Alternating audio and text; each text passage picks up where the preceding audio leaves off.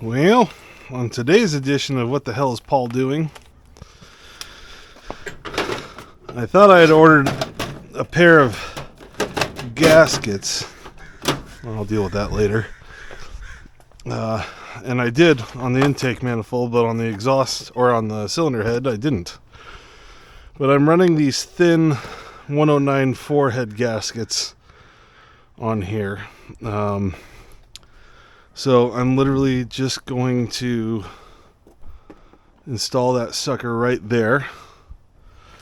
Get this cylinder head bolted up and get crackle-lating. So I'm going to have to clean this up. And these holes are still good, so I'm not going to worry about that. But, and I say but an awful lot. I know I do. For some reason, it's just something I always say. So, I'm going to refrain from saying it anymore. So, you don't need to see me cleaning the gasket surfaces. Cylinder head looks fine. Either one of them. I'll clean those up as well. Yeah. So that's the plan. I'll bring you all along for when I'm ready to do that. I'll do some more cleanup of all the wonderful oil. Because what I can do is I can at least get one side of this, the accessories put on and all that stuff, so that I can just keep kicking this can down the road. The other one's showing up. I got rid of my little oil pressure tree. Like I said, I'm not terribly worried about that. The main objective is just to get it together. Just get it together, Paul. So yeah, anywho, that's the plan. Well, I'm doing my due diligence here, and I'm cleaning up these bolts. And I read the instructions on the gasket, which ironically did not say what to do, about how to orient it, which of course is just magical. They're useless instructions. So I just presume that I'm supposed to install it with the gasket up. And the other thing is, since I don't have perfect mating surfaces, I think I'm going to go get some of that copper spray that people rave about. I'll show you what I'm talking about. Come on. Now Rick's calling. So I'll bring you back when I go grab that stuff. Alright, here's the deal. So I'm back out here finally, a couple days later. I am going to go ahead and slap on these cylinder heads, get the engine put back together and prep for tomorrow, where with any luck I can get this thing hoisted in there and buttoned back up, which will be a fight, because it's always a fight. But I did wind up getting the copper spray I was looking for. The wife had use of me, so I basically quit on Wednesday night and just hung out with her, which was cool. I'm happy about that. But yeah, so here's where she sits. This is a gasket. I finally got the other one in. It's right over there. So I'm going to go ahead and just clean up these bores a little bit. I mean, it's just surface rust. I ain't worried about it. Just get the bores cleaned up. Like, those barely have any rust. It only rained a little bit, but this tent fortunately helped. But I don't know if you can see, it's a little porous. But yeah, so next time you'll see this, I'm not going to film because I just want to kind of just jam and get going on this thing. So when I'm done with it tonight, hopefully it'll be a fully assembled engine ready to rock and roll. So that's the hope, that's the plan, and I'll let you know if there's any trouble along the way. But you've seen me assemble an engine before. It's not a big deal. It's pretty simple. So yeah, magic and, well, movie magic, and a couple hours later, this thing is torqued down. Heads are torqued to 65. intake manifold are torqued down to 30 foot-pounds. I took the shoulder off of the bolts just to make it a little bit easier. I figure I'll actually just install the accessories after the fact.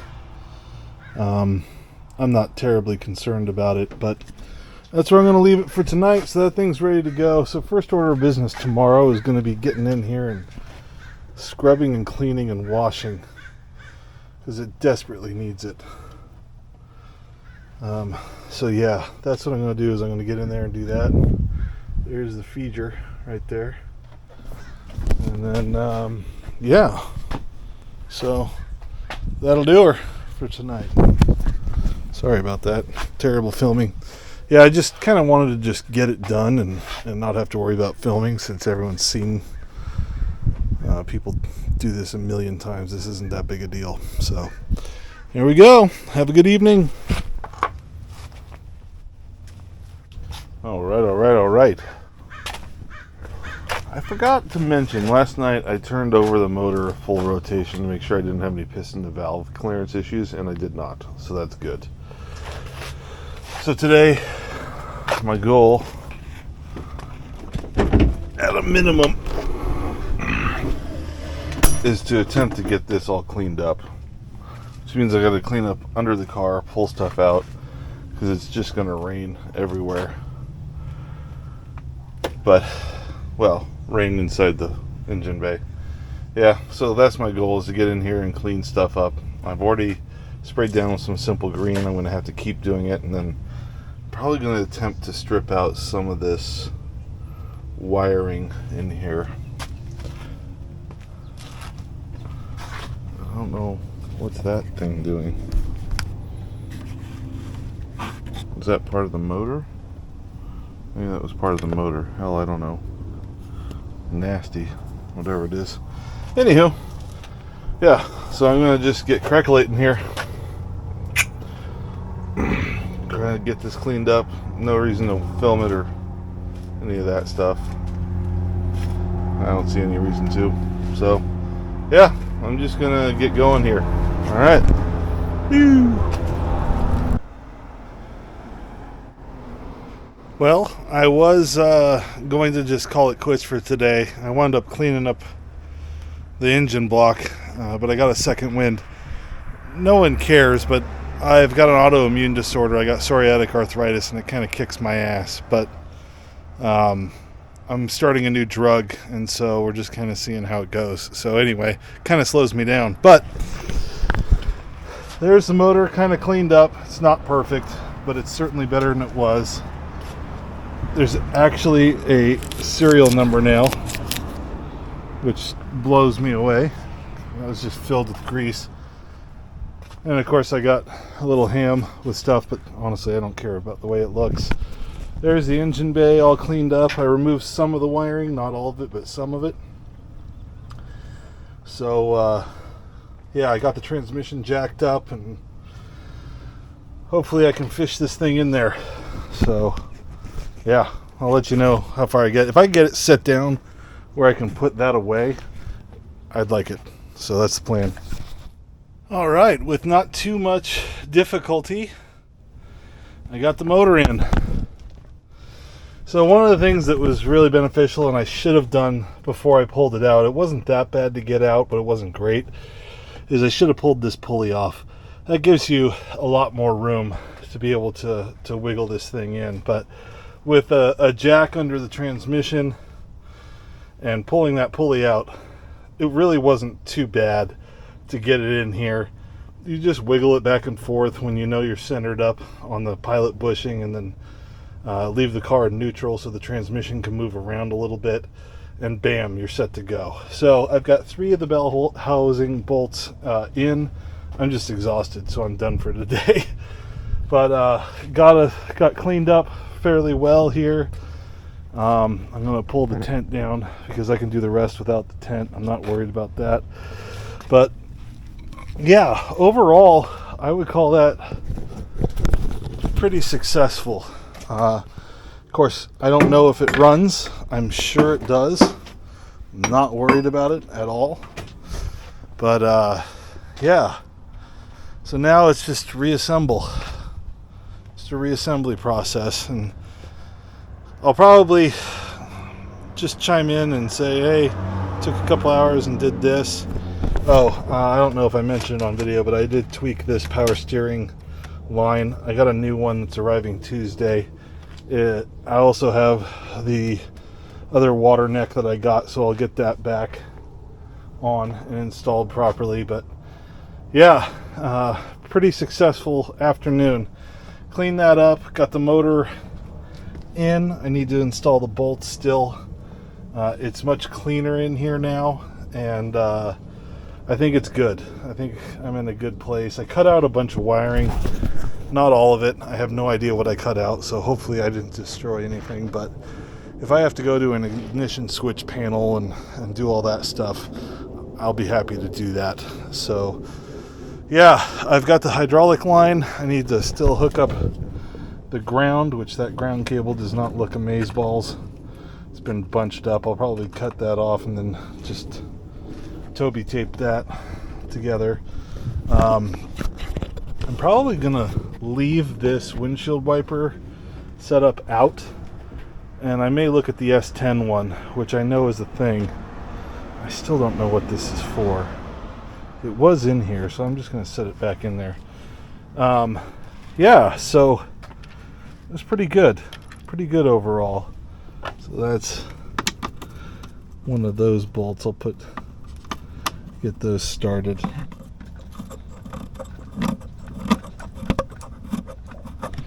And yeah, so anywho, I'm pretty tuckered out. It's about quitting time as it is.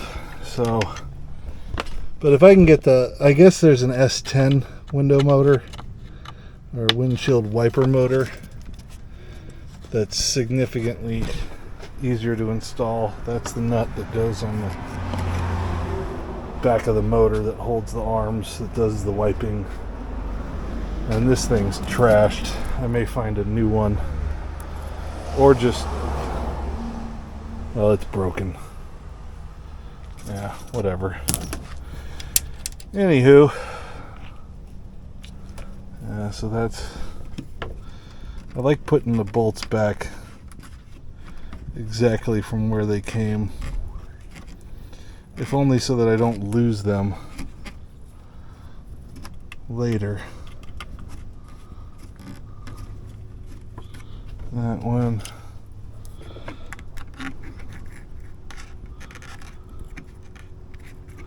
And honestly, I should probably hose that out and make sure my drains are clear and all that good stuff. And then there's another one somewhere in here.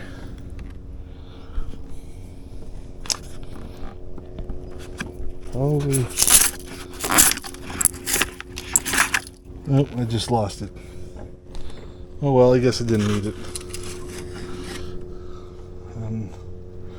I don't know where that goes. I didn't get an idea. Anywho, as you can tell, I'm a little delirious, but I always say it, little by little, you get these things done. Well, this was, I pulled the motor on Memorial Day, had torn down the other block, pulled all the pistons out and rods, pulled this motor out, put it on the bed, pulled the intake, pulled the heads, flipped it over on its side, finished popping out the old pistons and rods. And I don't remember, I think I mentioned it, but I had number 7 had a squished ringland that would eventually imploded and broken the piston, so that needed to come out. Number 8 was definitely bent, and number 6 was bent as well. So that bottom end was junk. So I wasn't going to make good power anyway. I didn't re-ring these. I did re-bearing those rods. I personally think it'll probably be fine. Again, this is to get a runner, to get the damn thing driving. But this is probably one of the worst case scenarios for buying a parts car. It was complete, but in some pieces, and no idea what was going on, what was right, what was wrong with this thing. So it's just kind of the adventure that you run into when you get one of these things. So, you know, it's good. It's good. I'm not complaining. But you just run into problems and you work through them one by one. Big deal. Basic troubleshooting, right? All right. Have a good evening, y'all. Well, I was able to steal away for a couple hours. Let's see. I installed, which you're not going to be able to see, on these Corvettes. They have an oil cooler. Not all of them, but most of them do. They've got an oil cooler that uses coolant that comes off of the heater hose. So you see that silver pipe? It runs down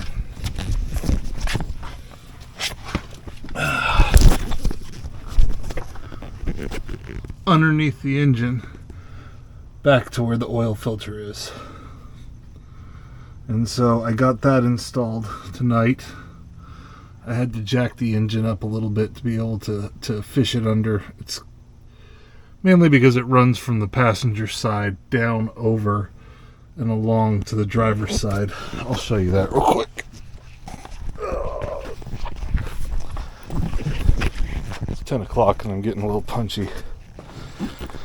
And I'm also casually, oh look, I found another bolt. Yeah, so it's that pipe. It runs under and then back under here to that hose. I replaced that hose. I still have 3 transmission bell housing bolts to install. I'll probably tackle that when I go to tackle doing the helicoils on these guys. And since I know that sometimes the fluid leaks through the bolts, I'm going to use some of that pipe dope on those bolts as well. As you can see, I got the headers attached to the motor. And I've installed the spark plugs, and they're actually torqued properly this time. I was wondering where that went.